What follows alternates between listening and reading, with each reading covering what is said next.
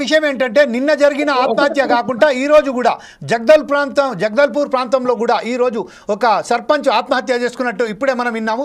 అంటే ఇన్ని సమస్యలతో సతమతవుతున్న సమయంలో అయోమయంలో పార్టీలకు సంబంధించిన నాయకులు దొరుకుతారు. ఈ విషయంపై బండారు రామ్మోహన్ గారు మీరు దీన్ని ఏకీభవిస్తారా లేదా?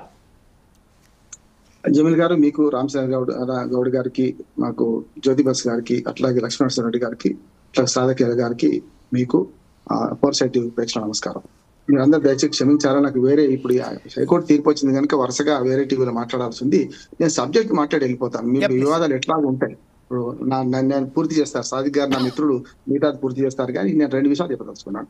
ఇవాళ హైకోర్టు తీర్పును స్వాగతించాలి. మనం ఎప్పుడు కూడా ప్రతిసారి కోర్టుకి వెళ్ళేదాకా ఎందుకు ఎన్నికలు పెట్టలేకపోతున్నారు అంటే రాజ్యాంగంలోనే ఒక చిన్న లొసుగు ఉన్నది. ఏమైందంటే 73, 74 రాజ్యాంగ సవరణ. రామచంద్ర గౌడ్ గారు మీకు క్షమించాలి, మీరు 93, 94 74 రాజ్యాంగ సవరణ. 73 ఏమో పంచాయతీరాజ్కి, మనకు 74 మున్సిపాలిటీకి వచ్చింది. 73వ రాజ్యాంగ సవరణ 74 వచ్చినప్పుడు ఏం చేశారు? అంతకుముందు మీరు చూడండి, ఒక స్వాతంత్రానంతరం 59 దాకా పంచాయతీలు వెళ్ళేవు. అసలు 59లో పంచాయతీరాజ్ వ్యవస్థ ఏర్పడ్డది. తర్వాత సమితిలు, నేను సమితి అప్పుడే వార్డు మెంబర్, సమితి అప్పుడే సర్పంచ్. నేను ఇప్పుడు 40 ఏళ్ళ క్రితం ఇవాళ నిన్న కాదు. కనుక నేనేమంటున్నాను, కొంచెం అనుభవంతో చెప్తున్నాను. ఆనాడైనా ఈనాడైనా ఎన్నికల వాయిదాకు రాష్ట్ర ప్రభుత్వాలు ఎప్పటికీ మొగ్గు చూపుతున్నాయి. ఎందుకంటే తమకు అనుకూలమైన పరిస్థితులు వచ్చేదాకా ఎన్నిక జరుపుతలేరు. దీన్ని గమనించే రాజీవ్ గాంధీ గారు, కాంగ్రెస్ పార్టీ అయినా సరే రాజీవ్ గాంధీ గారిని గొప్పగా ఒప్పుకోవాలి. మేము అప్పుడు ఆ హయాంలో నేను సర్పంచ్ గా పనిచేసిన 85 నుంచి 95 దాకా. నేనేమంటున్నానంటే అందులో స్పష్టంగా రాసి ఉన్నది 73వ రాజ్యాంగ సవరణలో. అంతకుముందు పార్లమెంటు, అసెంబ్లీ ఎన్నికలు ఎప్పుడైనా ఆగుతున్నాయా? కోర్టు వాళ్ళ సంవత్సరాలు ఎందుకు వస్తుందా? ఎందుకంటే ఎలక్షన్ కమిషన్ కు ఆల్రెడీ డిలిమిటేషన్ యాక్ట్ ఉంటుంది, దాని ప్రకారం రిజర్వేషన్ ఉంటాయి.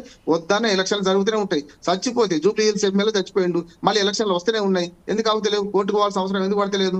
అంటే ఈ రాజ్యాంగ సవరణలో ఒక చిన్న లొసుగు ఏంటంటే రిజర్వేషన్ల ప్రక్రియ పూర్తి చేయడానికి రాష్ట్ర ప్రభుత్వానికి అధికారం ఉంది. ఆ రిజర్వేషన్ల ప్రక్రియ పూర్తి చేసేదాకా వీళ్ళు, అందుకని ఒక సామెత ఉంది జమీల్ గారు, మనకు ముల్జిం చూస్తూ గవాయి చూస్తాను, ముల్జిం చూస్తూ గవాయి చూస్తాను. అంటే ఇప్పుడు గవాయి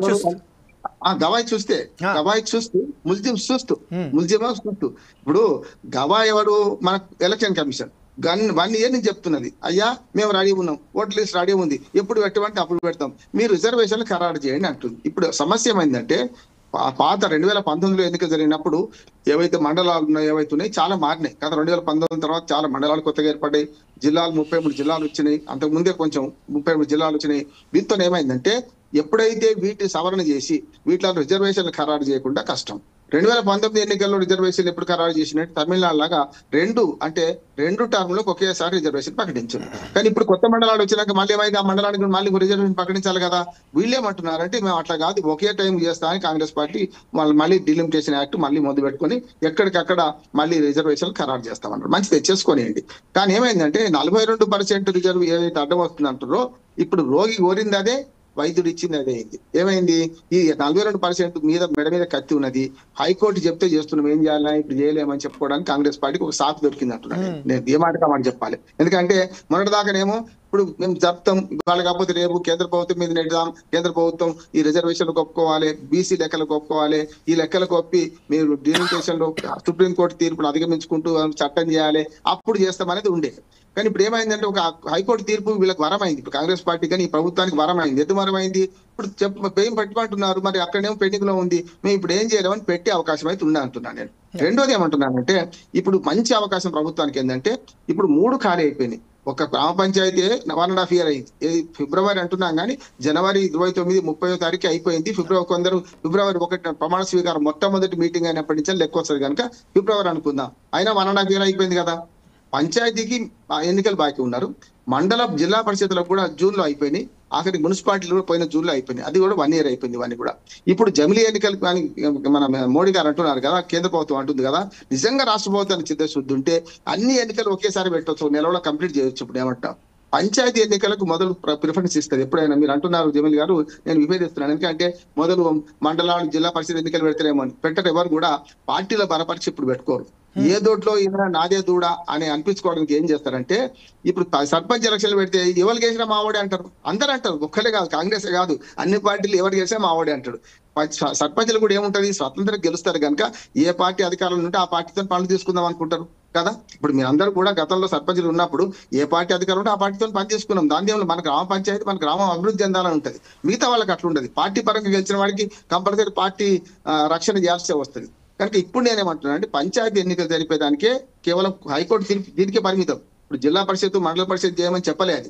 కనుక పంచాయతీ ఎన్నికలకి కేసు పడింది, పంచాయతీ ఎన్నికలకి పరిమితం. దీనికి 3 ఏళ్ళ టైం ఇచ్చింది. ఎందుకు ఇచ్చినది వివరంగా చెప్తాను నేను. ఫస్ట్ ఏంటంటే ఇప్పుడు ఎలక్షన్ కమిషన్ దగ్గర ఓటర్ లిస్ట్ రెడీ ఉన్నది, వాళ్ళు ఏం తేడా లేవు. వీళ్ళు ఏం చేయాలంటే వార్డుల వారి విభజన చేయాలంటే వార్డుల విభజన డిలిమిటేషన్ లో మళ్ళీ ఏంటంటే రిజర్వేషన్ల ఖరారు ఒక పంచాయతీలో ఒక 10 వార్డులు ఉన్నాయి. 10 వార్డు 12 వార్డు కూడా చేయొచ్చు వీళ్ళు అవసరం అనుకుంటే. వార్డుల విభజనతో పాటు ఆ రిజర్వేషన్ పంచాయతీలో ఖరారు చేయాలి, మళ్ళీ మండల పరిషత్లో ఖరారు చేయాలి రిజర్వేషన్లు. కొత్త మండలాలు అయినాయి. జిల్లా పరిషత్ జరగాలి, జిల్లా పరిషత్లు అన్నీ ఉన్నాయి. జిల్లా పరిషత్ రిజర్వేషన్ గతంలో ఉంచుతారా మళ్ళీ కొత్త రిజర్వేషన్స్ ప్రకటిస్తారా అనేది తేలాలి. ఈ రిజర్వేషన్ కూడా 50% మించి ఉండొద్దు. ఇప్పుడు ఆ సీలింగ్ పనికి వస్తుంది. ఇప్పుడు కొత్తగా కేసీఆర్ గారు ఆనాడు ఎలక్షన్లు పెట్టిన దానికి ఇప్పుడు ఏం తేడా ఉండదు. ఖచ్చితంగా 50% రిజర్వేషనే అమలు చేయాల్సి వస్తుంది. అంటే అంతేమైతే బీసీలకు 22% వస్తుంది రిజర్వేషన్. ఇక తప్పదు. దేనిలైనా పంచాయతీ నుంచి మొదలుపెట్టి దేనిలైనా సరే దీన్ని పాటించుకుంటూ ఎలక్షన్ జరుపుతారా, మళ్ళీ అప్పీల్కి వెళ్తారా? ఇప్పుడు తీర్పు రాగానే ఇళ్ళకి పండుగ కాదు. ఇప్పుడు కాంగ్రెస్ పార్టీ రేపు పొద్దున ఈ ప్రభుత్వము మళ్ళీ అప్పీల్ పోవచ్చు, డివిజన్ బెంచ్ పోవచ్చు ఎన్నికల మీద. సెప్టెంబర్ లో కొన్ని కారణాలు చూపెట్టచ్చు. నేను మొదటి నుంచి అంటున్నాను, జూన్ దాటిందంటే జూలై ఆగస్టులో ఎన్నికలు జరిగాయి, సెప్టెంబర్ దాకా జరిగాయి అంటున్నాను. ఎందుకంటే అక్టోబర్ జరగాలి, నవంబర్ జరగాలి. ఎందుకంటే వర్షాకాలం కూడా పోవాలి కదా. ఇప్పటికే పళ్ళ మీద ఉంటారు గ్రామాలలో ఉన్న వాళ్ళు. ఎన్నికలకు చాలా కష్టం అంటున్నాను. ఒక మాట చెప్పి ముగిస్తాను నేను, ఎందుకంటే ఒకేసారి చెప్పేసి పోతా. రెండోది ఏమైతుందంటే ఇవాళ అప్పీల్కి పోవచ్చు, లేకపోతే ఈ అప్పీల్ క్యాన్సిల్ చేస్తే సుప్రీంకోర్టు కూడా పోవచ్చు. అయ్యా మాకు దీపావళి తర్వాత అక్టోబర్ నవంబర్లో పెడతామని పోతారని నేను అనుకుంటున్నాను. నెంబర్ 1. పోకపోతే మంచిదే. పోకపోతే నా సలహా ఏంటంటే దీనికి ఈ 3 ఎన్నికలు జరపండి వరుసగా, ఏమైనా కానిగా. ఎందుకంటే ఒకేసారి మళ్ళీ 5 సంవత్సరాలకు ఒకసారి ఎన్నికలు వస్తే కనుక సమస్య లేకుండా పోతుంది. ఇంకోటి కూడా ఇవాళ పార్టీల పరంగా మీరు అంటున్నారు, ఎంట్రోలో చదివారు జమీల్ గారు, కింది స్థాయి నాయకులు అందరూ పార్టీలు మారుతున్నారు, గోడ పిల్లులు గోపీలు అంటున్నారు కదా. పెద్ద నాయకులే ఆవు చేలో వేస్తే దూడ గట్టిన వేస్తుందా? దుర్మార్గంగా గెలిచిన ఎమ్మెల్యేలు ఎంపీలే పార్టీలు మారి దుర్మార్గం చేస్తుంటే ఊళ్ళ పార్టీలు నిజంగా చెప్పాలంటే ఇవాటికి కూడా గ్రామ స్థాయి నాయకత్వం నిబద్ధతతో ఉంది. ఏ పార్టీ వాడు ఆ పార్టీకి ఉంటున్నాడు. ఈ ఇంటి మీద కాకి ఆ ఇంటి మీద వాళ్ళదు గట్టిగా మాట్లాడితే వాళ్ళు మారిండు, వాళ్ళు తప్పు చేస్తున్నారు కానీ అందులో వీళ్ళు కూడా తప్పు చేస్తున్నారు. కానీ గతంలో ఎన్నికలు చూసినా ఇప్పుడు చూసినా ఇప్పటికీ గ్రామీణ నాయకత్వం ఏ పార్టీకి ఉన్నదో ఆ పార్టీ కట్టుబడి ఉన్నారు. మనం వాళ్ళని అవమానించవద్దు. నెంబర్ 1. రెండోది ఏంటంటే 3 నెలల కాలం ఏదైతే ఇచ్చిందో ఈ నెల లోపల రిజర్వేషన్లు ఖరారు చేసి ఎలక్షన్ కమిషన్ ముందు ఇదయ్యా రిజర్వేషన్లు పంచాయతీలకు ఇన్ని వార్డులు అని చెప్పాలి. చెప్పినాక 2 నెలల టైం ఉంది కదా. ఇప్పుడు పంచాయతీ ఎన్నికలకు పార్లమెంట్ ఎన్నికలు అసెంబ్లీ ఎన్నికలకు తేడా ఉన్నది. అసెంబ్లీ పార్లమెంట్ కి అయితే 14 రోజులు గడువు అవసరం. ఏది మన విడ్రాస్ ముగిసిన తర్వాత. ఇక్కడ 7 రోజులే అవసరం. ఇప్పుడు ఇంతకుముందు ఎవరు అన్నారు, ఏది హైకోర్టు అడ్వకేట్ తప్పు చెప్పిండు. యాక్చువల్ గా 3 నెలల ముందు నుంచి ఎప్పుడైనా పెట్టచ్చు. 6 నెలలు కాదు, ఇక్కడ 3 నెలల ముందే పంచాయతీ ఎన్నికలు కానీ మండలాలు కానీ అక్కడ మన పార్లమెంట్ కు అసెంబ్లీకి 6 నెలల టైం ఉంది. 6 నెలల లోపు ఎప్పుడైనా పెట్టొచ్చు. కానీ ఇక్కడికి వచ్చి 3 నెలల టైం ఉంది. 3 నెలల లోపు ఎట్టైనా పెట్టొచ్చు కదా. మరి ప్రభుత్వం ఏర్పడి అయింది. ఈ ఎలక్షన్ కమిషన్ ఏం చేస్తుంది? గట్టిగా ఒత్తిడి చేద్దాం, మాకు టైం ఉన్నది, మేము ఖచ్చితంగా చేయాలి, ఇస్తారా చస్తారా అని చెప్పాలి. ఎలక్షన్ కమిషన్ కోర్టుకు పోవాలి. మొట్టమొదటి సర్పంచ్ పోయేదాకా ఆగొద్దు ఎలక్షన్ కమిషన్. ఎలక్షన్ కమిషన్ ఎవరి చేతులు ఉంది? రాష్ట్ర ప్రభుత్వం చేతులు ఉంది. ఇవాళ కాంగ్రెస్ ఉండొచ్చు, మొన్న దాకా బీఆర్ఎస్ ఉండొచ్చు. బీఆర్ఎస్ ఏమో మేము కోర్టుకు పోయినాం. ఇవాళ సర్పంచులు మనం పార్టీల పరంగా చీలిపోయి మాట్లాడుతున్నాం కానీ బీఆర్ఎస్ ఏమో 2 సార్లు కోర్టుకు పోయింది అయింది ఎలక్షన్స్ అయినాయి. అంతకుముందు కాంగ్రెస్ ఏమో 2013 అయినప్పుడు కోర్టుకు పోయింది ఎలక్షన్స్ అయినాయి. 2006లో అయితే 2013 దాకా ఎందుకు అయింది? ఆనాడు కాంగ్రెస్ ప్రభుత్వం ఉన్నది. 2006లో 13లో అయితే 2019 దాకా ఎందుకు ఆగింది? ఆనాడు బీఆర్ఎస్ ప్రభుత్వం కదా. పార్టీల గొడవలు మనం పడొద్దు. స్థానిక నాయకత్వాలు గట్టిగా ఆలోచించండి. మీరు పార్టీల పరంగా చీలిపోకండి. గ్రామీణ నాయకత్వాన్ని బలోపేతం చేయాలంటే మన పార్టీలు చూడొద్దు. అందుకని గ్రామ పంచాయతీ ఎలక్షన్ లో పార్టీలు లేకపోవడం మంచిదే. కానీ ఎన్టీ రామారావు చేసిన పనితో ఇది వచ్చింది. ఇదివరకు సమితిలకు రాజకీయాలు లేకుండా సమితిలలో సమితి ప్రెసిడెంటే సుప్రీం అన్నాడు. ఎమ్మెల్యే ఎక్కడ ఎవరు కానీ ఎమ్మెల్యే ఎవరు కానకపోదురు. అటువంటిది ఇవాళ పార్టీల పరంగా జడ్పీటీసీలకు ఎంపీటీసీలకు పార్టీలు వచ్చి ఇవాళ చీలిపోతుంది. గ్రామీణ ప్రజలు చీలిపోతున్నారు పార్టీల పరంగా. ఇది కాకుండా ఉండాలంటే 3 స్థాయిల ఎన్నికలు ఇప్పుడే జరపండి దయచేసి. కాంగ్రెస్ పార్టీ విజ్ఞప్తి ఏంటంటే స్థానిక ప్రభుత్వాలు నిర్వీర్యం అయిపోయినాయి. ఇవాళ ట్రాక్టర్లన్నీ చెదరబడుతున్నాయి, తుప్పబడుతున్నాయి.